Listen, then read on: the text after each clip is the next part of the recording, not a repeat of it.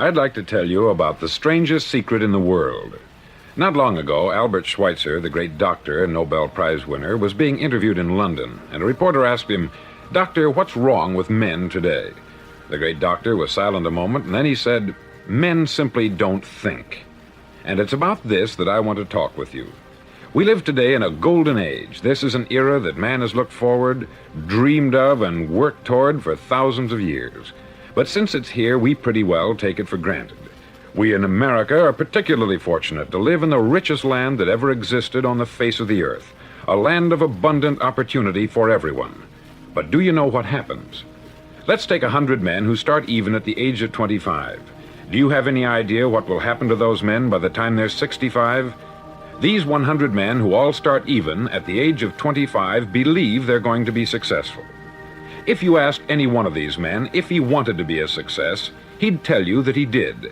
And you'd notice that he was eager toward life, that there was a certain sparkle to his eye, an erectness to his carriage, and life seemed like a pretty interesting adventure to him.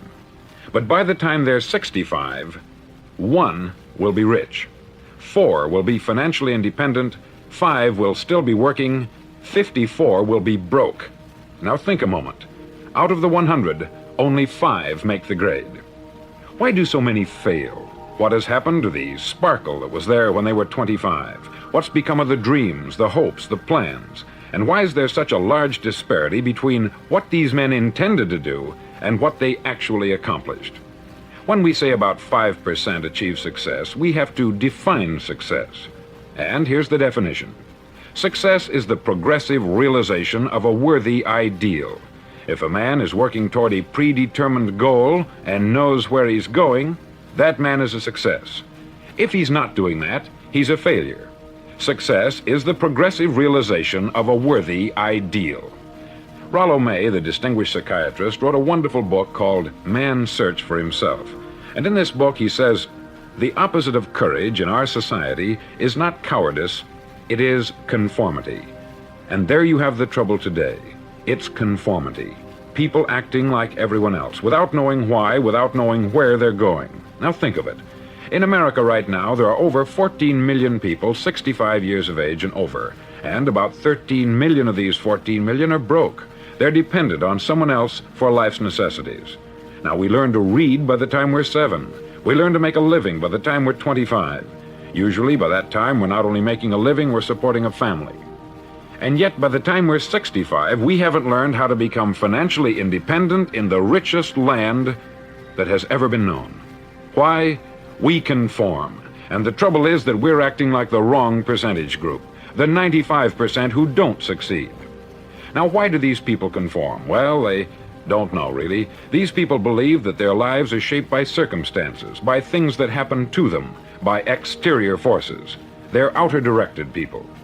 A survey was made one time that covered a lot of men, working men, and these men were asked this question: why do you work? Why do you get up in the morning? 19 out of 20 had no idea. If you ask them, they'll say, everyone goes to work in the morning. And that's the reason they do it, because everyone else is doing it. Now let's get back to our definition of success. Who succeeds? The only man who succeeds is the man who is progressively realizing a worthy ideal. He's the man who says, I'm going to become this, and then begins to work toward that goal. I'll tell you who the successful people are. A success is the school teacher who's teaching school because that's what she wanted to do. The success is the woman who's a wife and mother because she wanted to become a wife and mother and is doing a good job of it. The success is the man who runs the corner gas station because that's what he wanted to do. The success is the successful salesman who wants to become a top-notch salesman and grow and build with his organization. A success is anyone who is doing deliberately a predetermined job because that's what he decided to do deliberately. But only 1 out of 20 does that. That's why today there isn't really any competition, unless we make it for ourselves. Instead of competing, all we have to do is create. Now, for 20 years, I looked for the key which would determine what would happen to a human being. Was there a key I wanted to know which would make the future a promise that we could foretell to a large extent? Was there a key that would guarantee a person's becoming successful if he only knew about it and knew how to use it? Well, there is such a key, and I've found it. Have you ever wondered why so many men work so hard and honestly without ever achieving anything in particular, and others don't seem to work hard and yet seem to get everything? They have the magic touch. You've heard them say that about someone. Everything he touches turns to gold. And have you ever noticed that a man who becomes successful tends to continue to become successful? And on the other hand, have you noticed how a man who is a failure tends to continue to fail? It's because of goals. Some of us have them, some don't. People with goals succeed because they know where they're going. Now think of a ship leaving a harbor, and think of it with the complete voyage mapped out and planned. The captain and crew know exactly where it's going and how long it will take. It has a definite goal. 9,999 times out of 10,000 it will get to where it started out to get. Now let's take another ship, just like the first, only let's not put a crew on it, or a captain at the helm. Let's give it no aiming point, no goal, no destination. We just start the engines and let it go. I think you'll agree with me that if it gets out of the harbor at all, it will either sink or wind up on some deserted beach a derelict. It can't go any place because it has no destination and no guidance. It's the same with a human being. Take the salesman, for example. There is no other person in the world today with the future of a good salesman. Selling is the world's highest paid profession, if we're good at it and if we know where we're going. Every company needs top-notch salesmen, and they reward those men. The sky is the limit for them. But how many can you find? Someone once said, the human race is fixed, not to prevent the strong from winning, but to prevent the weak from losing. The American economy today can be likened to a convoy in time of war. The entire economy is slowed down to protect its weakest link, just as the convoy had to go at the speed that would permit its slowest vessel to remain in formation. That's why it's so easy to make a living today. It takes no particular brains or talent to make a living and support a family today. So we have a plateau of so-called security, if that's what a person's looking for. But we do have to decide how high above this plateau we want to aim for. Now let's get back to the strangest secret in the world, the story that I wanted to tell you today. Why do men with goals succeed in life and men without them fail? Well, let me tell you something which, if you really understand it, will alter your life immediately. If you understand completely what I'm going to tell you from this moment on, your life will never be the same again. You'll suddenly find that good luck just seems to be attracted to you. The things you want just seem to fall in line. And from now on, you won't have the problems, the worries, the gnawing lump of anxiety that perhaps you've experienced before. Doubt, fear, well, they'll be things of the past. Here's the key to success, and the key to failure. We become what we think about. Now let me say that again. We become what we think about. Throughout all history, the great wise men and teachers, philosophers and prophets have disagreed with one another on many different things. It is only on this one point that they are in complete and unanimous agreement. Listen to what Marcus Aurelius, the great Roman emperor, said. He said, "A man's life is what his thoughts make of it." Disraeli said this, "Everything comes if a man will only wait. I have brought myself by long meditation to the conviction that a human being with a settled purpose must accomplish it, and that nothing can resist a will that will stake even existence for its fulfillment." Ralph Waldo Emerson said this, "A man is what he thinks about all day long." William James said, "The greatest discovery of my generation is that human beings can alter their lives by altering their attitudes of mind." And he also said, "We need only in cold blood act as if the thing in question were real, and it will become infallibly real by growing into such a connection with our life that it will become real. It will become so knit with habit and emotion that our interest in it will be those which characterize belief."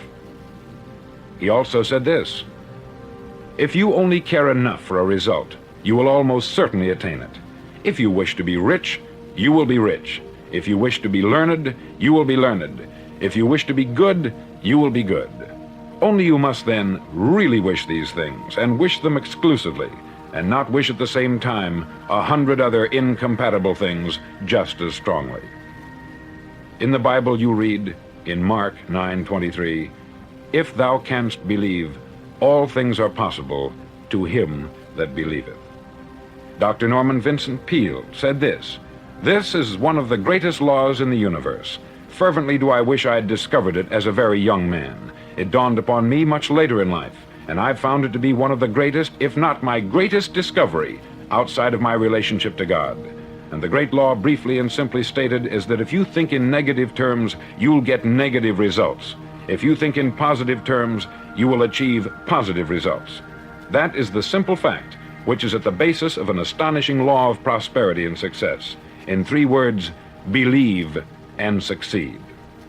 William Shakespeare put it this way: our doubts are traitors, and make us lose the good we oft might win by fearing to attempt. George Bernard Shaw said, people are always blaming their circumstances for what they are. I don't believe in circumstances. The people who get on in this world are the people who get up and look for the circumstances they want, and if they can't find them, make them. Well, it's pretty apparent, isn't it? And every person who discovered this for a while believed that he was the first one to work it out. We become what we think about. Now, it stands to reason that a person who's thinking about a concrete and worthwhile goal is going to reach it, because that's what he's thinking about. And we become what we think about. Conversely, the man who has no goal, who doesn't know where he's going, and whose thoughts must therefore be thoughts of confusion and anxiety and fear and worry, becomes what he thinks about. His life becomes one of frustration, fear, anxiety, and worry. And if he thinks about nothing, he becomes nothing. Now, how does it work? Why do we become what we think about? Well, I'll tell you how it works as far as we know. Now, to do this, I want to tell you about a situation that parallels the human mind. Suppose a farmer has some land, and it's good, fertile land. Now, the land gives the farmer a choice. He may plant in that land whatever he chooses. The land doesn't care. It's up to the farmer to make the decision. Now, remember, we're comparing the human mind with the land, because the mind, like the land, doesn't care what you plant in it. It will return what you plant, but it doesn't care what you plant. Now, let's say that the farmer has 2 seeds in his hand. One is a seed of corn, the other is nightshade, a deadly poison. He digs 2 little holes in the earth and he plants both seeds, one corn, the other nightshade. He covers up the holes, waters, and takes care of the land, and what will happen? Invariably, the land will return what is planted. As it's written in the Bible, as ye sow, so shall ye reap. Remember, the land doesn't care. It will return poison in just as wonderful abundance as it will corn. So up come the 2 plants, one corn, one poison. Now, the human mind is far more fertile, far more incredible and mysterious than the land, but it works the same way. It doesn't care what we plant. Success, failure. A concrete worthwhile goal, or confusion, misunderstanding, fear, anxiety, and so on. But what we plant, it will return to us. You see, the human mind is the last great unexplored continent on the earth. It contains riches beyond our wildest dreams. It will return anything we want to plant. Now, you might say, well, if that's true, why don't people use their minds more? Well, I think they've figured out an answer to that too. Our mind comes as standard equipment at birth. It's free, and things that are given to us for nothing we place little value on. Things that we pay money for, we value. The paradox is that exactly the reverse is true. Everything that's really worthwhile in life came to us free. Our mind, our soul, our body, our hopes, our dreams, our ambitions, our intelligence, our love of family and children and friends. All these priceless possessions are free, but the things that cost us money are actually very cheap and can be replaced at any time. A good man can be completely wiped out and make another fortune. He can do that several times. Even if our home burns down, we can rebuild it, but the things we got for nothing, we can never replace. The human mind isn't used merely because we take it for granted. Familiarity breeds contempt. It can do any kind of job we assign to it, but generally speaking, we use it for little jobs instead of big important ones. Universities have proved that most of us are operating on about 10% of our abilities. Decide now, what is it you want? Plant your goal in your mind. It's the most important decision you'll ever make in your entire life. Do you want to be an outstanding salesman, a better worker at your particular job? Do you want to go places in your company, in your community? All you've got to do is plant that seed in your mind. Care for it. Work steadily toward your goal, and it will become a reality. It not only will, there's no way that it cannot. You see, that is a law, like the laws of Sir Isaac Newton, the laws of gravity.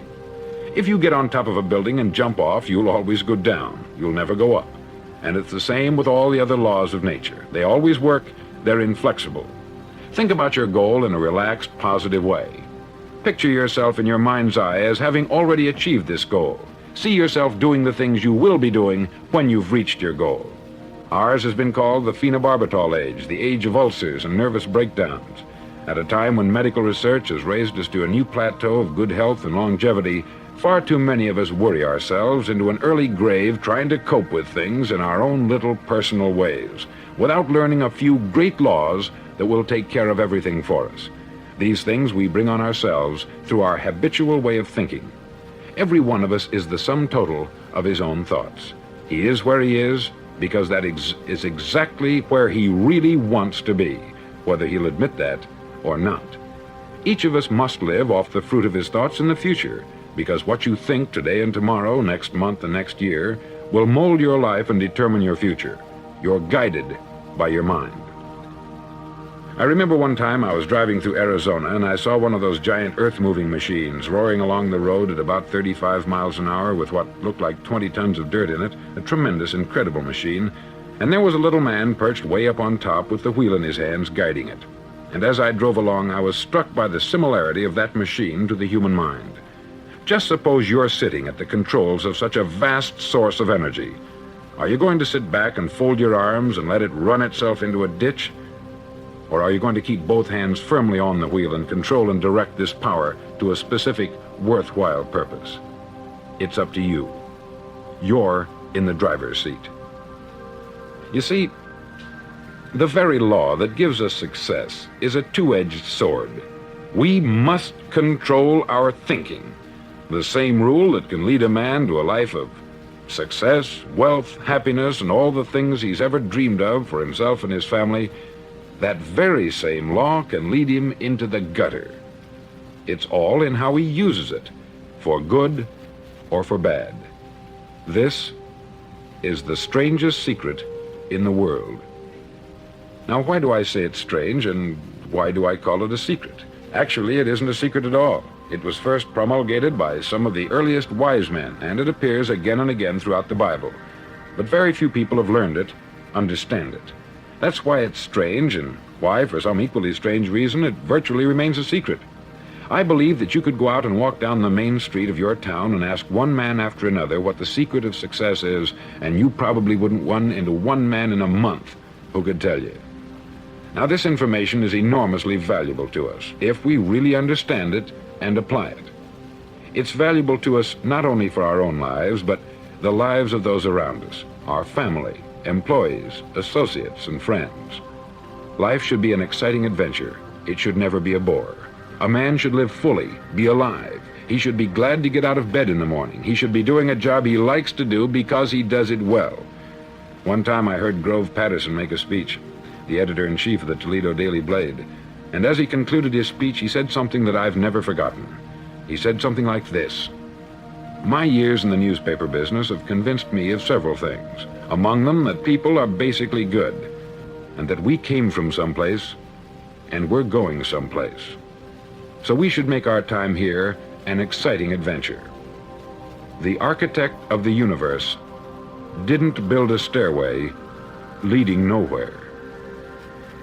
And the greatest teacher of all, the carpenter from the plains of Galilee, gave us the secret time and time again. As ye believe, so shall it be done unto you."